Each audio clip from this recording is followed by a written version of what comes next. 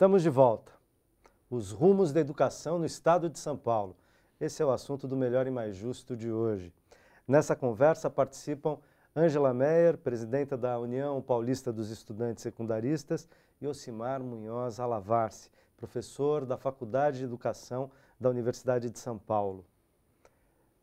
Ocimar, retirei tua palavra e te devolvo agora no final do segundo bloco para entrar no terceiro. Você dizia, e eu vou aqui usar uma metáfora do futebol, né, que é preciso combinar com os russos, né? Era uma brincadeira que o Garrincha, se não me fala, grande filósofo brasileiro, fazia, né? Vamos jogar por aqui, fazer assim. Falava, já combinaram com os russos? Estava falando, bom, a questão de municipalizar parte da rede estadual, sobretudo fundamental, enfim, precisaria ser combinado com os municípios e provavelmente os municípios vão pleitear um repasse de recursos para que possam assumir parte da rede estadual de ensino, né? E então, isso também não é noticiado adequadamente, não sabemos para onde isso vai. Então, não há, na ausência de um plano, uma destinação desses prédios. E segundo, que a transformação das funções dos prédios não é uma coisa, via de regra, barata. Então, também, isso é um anúncio sem densidade.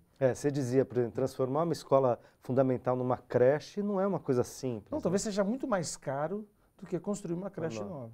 Então, por isso, novamente, né, são ações erráticas, sem densidade, inclusive conceitual. A questão das idades, por exemplo, que foi anunciado como o principal argumento de separar os ciclos. Para reformar as escolas, reorganizá-las, porque isso vai melhorar a aprendizagem, então as idades. Bom, dois argumentos apareceram que não têm consistência. Primeiro, que há bullying nas escolas dos mais velhos sobre os mais novos. Isso não é verdade. A maior parte do bullying que existe é dentro das mesmas salas de aula. E o que é mais grave, anunciar dessa maneira dá a entender que nas escolas que trabalham com faixas etárias mais ampliadas, a tônica é o bullying, é a agressão. Não é verdade. Depois, a maior parte do tempo que as crianças têm nas escolas, elas estão em salas de aula, com crianças da sua mesma faixa etária. Então, o fato de ela estar numa sala de aula, numa escola que atende essa ou aquela faixa etária, não muda o trabalho pedagógico, no qual essa criança está envolvida na imensa maioria do tempo. Então, de novo, fazer com que as crianças aprendam mais e melhor, ou seja, que amplie o currículo, e daquilo que é ampliado no currículo elas dominem mais, depende de outras condições, de recursos para as escolas, de infraestrutura, de professores, né, como funcionários públicos concursados, equipes de apoio. E isso, o plano, né, pelo menos por isso verbal, né, porque é um plano, está em alguma nuvem, talvez, ele não foi apresentado. Por isso que ele é um plano que não tem uma densidade, inclusive conceitual, né, para fundamentar. Por exemplo, o secretário, alguém teria dito estudos. Quais estudos? Mostra. Os estudos que eu tenho acesso, inclusive alguns que eu produzo, não indicam essa questão da faixa etária como principal elemento, por exemplo. Então é nesse sentido que é mais uma medida que parece atender a outros objetivos de racionalização, de municipalização, do que propriamente para alavancar. E insisto, onde está o balanço de 20 anos da gestão da educação do Estado de São Paulo? Onde está o balanço de grandes medidas anunciadas de forma retumbante para melhorar a qualidade da educação paulista? Inclusive, no final dos anos 90, a reorganização física, quando era uma outra secretária, também foi feita. Cadê o balanço? Não há balanço. Eu sei, no Brasil, nas políticas educacionais e políticas em geral, os governos não fazem balanço, mas o fato de não fazer não tira a necessidade de se apresentar balanços. Não quero condenar a priori o que já foi feito, mas é preciso estudar o que é que foi feito, quais foram os resultados. Na ausência disso, há uma coisa interessante, é bom que se diga. Por vias transversas começam a aparecer esse conjunto de problemas que a própria Ângela, né, começou a mencionar e outros, que vão evidenciando o que de fato é aquilo que caracteriza a educação, por exemplo, no estado de São Paulo. Vamos enfrentá-la? Bom, se vamos enfrentar, então vamos ver um meio que, inclusive, seja marcado pelo debate, pela transparência e, sobretudo, pela consistência. Elementos que, nesse plano, são elementos que inexistem.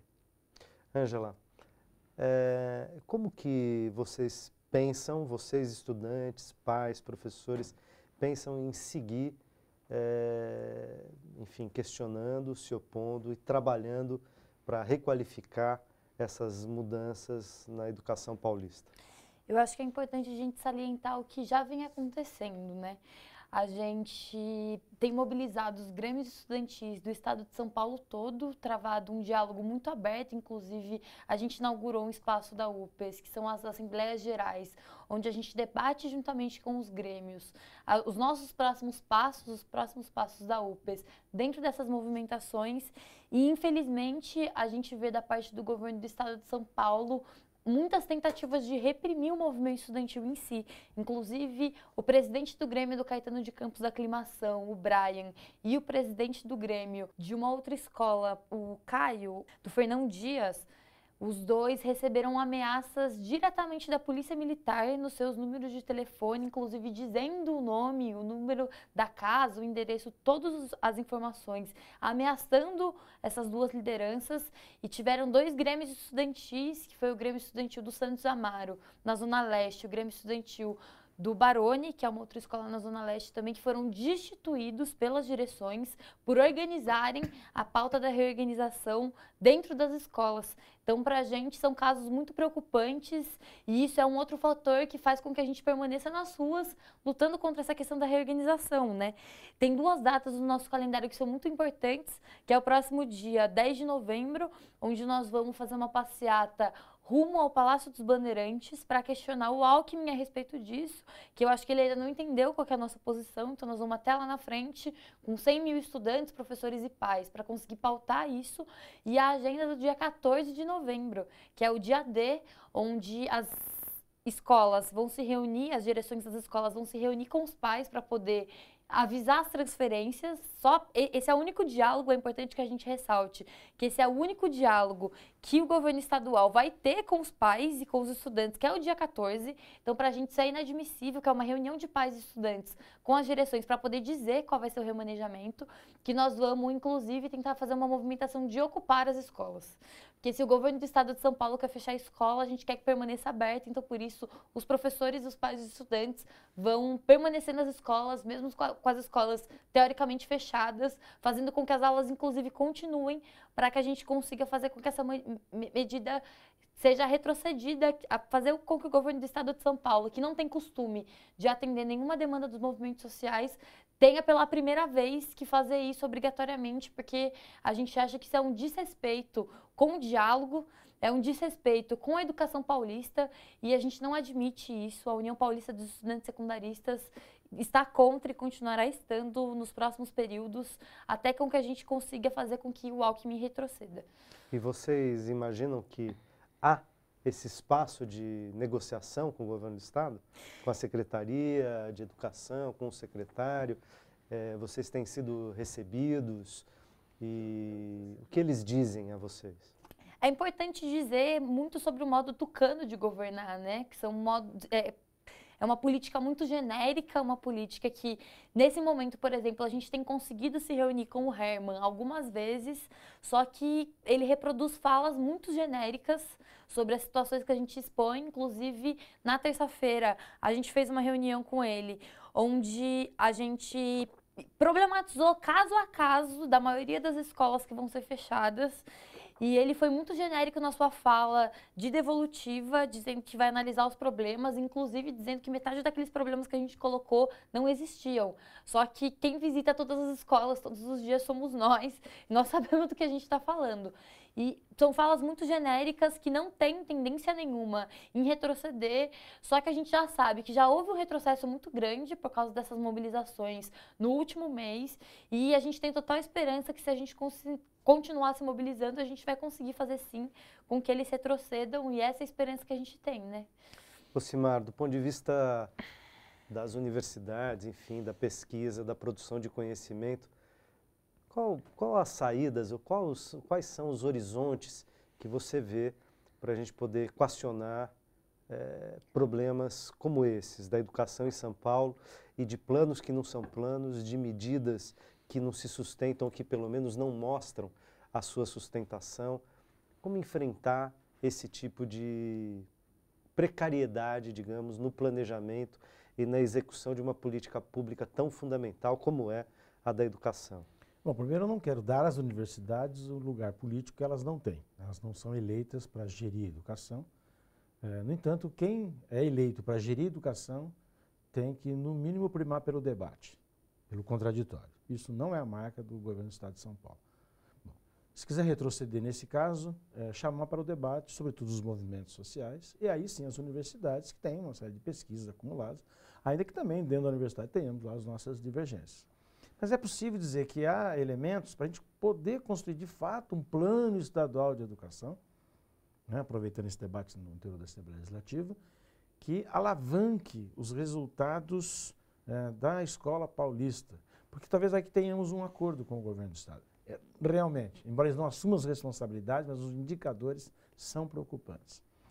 E, sem querer aqui esgotar, eu diria, o primeiro elemento é regularizar a situação dos professores da rede estadual de São Paulo.